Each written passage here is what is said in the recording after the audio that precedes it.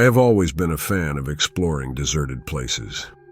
Recently, I heard about the abandoned textile factory situated on the outskirts of the town. It raised my curiosity, so I decided to visit that place. Despite the notorious reputation of that place, I ignored the rumors. I arrived late in the afternoon and the sun was almost dipping behind the mountains. Before reaching there, I stopped my car at a gas station. The man there, knowing that I was going to visit that factory, said, "You are making a terrible mistake. No one ever returned alive from there." But I ignored what he said. After a 15-minute drive, I was able to see that factory. I took my camera and went to explore the hidden truth of that place. The factory gave a very frightening look. The factory was drenched in darkness as it was abandoned for centuries. The entrance gate was covered with spider webs. When I moved forward to open the gate, it opened itself. It took my breath out of my chest. I calmed myself by saying that it might have opened due to air. After entering the factory area, I reached the main door of the factory. As I stepped inside, the temperature of the place dropped enormously, and a chill started to run through my spine. As I moved forward, I saw machines which were covered in rust and spider webs. My footsteps echoed in that vast factory which was sinking in darkness. I was halfway through the factory recording the place when I heard a faint noise. Immediately, the machine started to make a considerable noise. I was shocked to hear this, as there was no electricity in the factory. Then how was it operating by itself?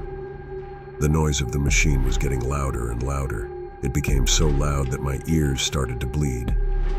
I was about to become unconscious, but I ran from there. The noise was deafening now, and I took a sigh of relief. But the incident constantly looped in my mind, popping up thousands of questions. But I somehow calmed myself and continued.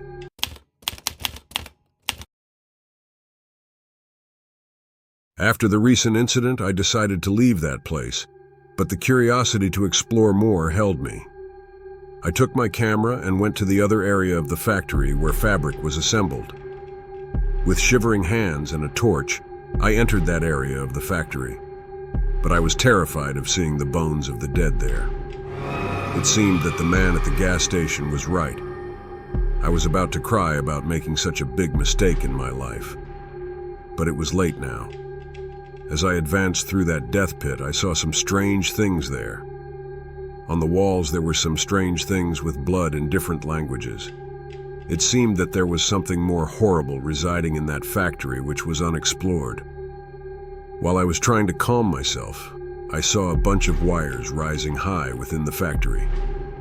I screamed after seeing this and tried to run from there. But the wires approached me and encircled around my legs. While I was struggling to free myself, the grinder started to work, and the wires were pulling me into that grinder. It made me realize that this place was haunted, and I was about to get crushed in that grinder. I tried my best to free myself, but all in vain. The wire pulled me, and my one foot went into the grinder. It was crushed like meat in the grinder. The factory was resonating with my screams. All of a sudden, I saw an axe nearby. I picked it up and cut the wires.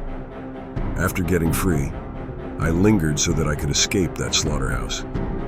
Luckily, I was able to get out of that place.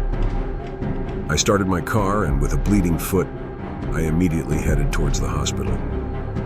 I mourned as I lost my foot, but I was relieved that my life was saved. But what happened to me will surely haunt me throughout my life.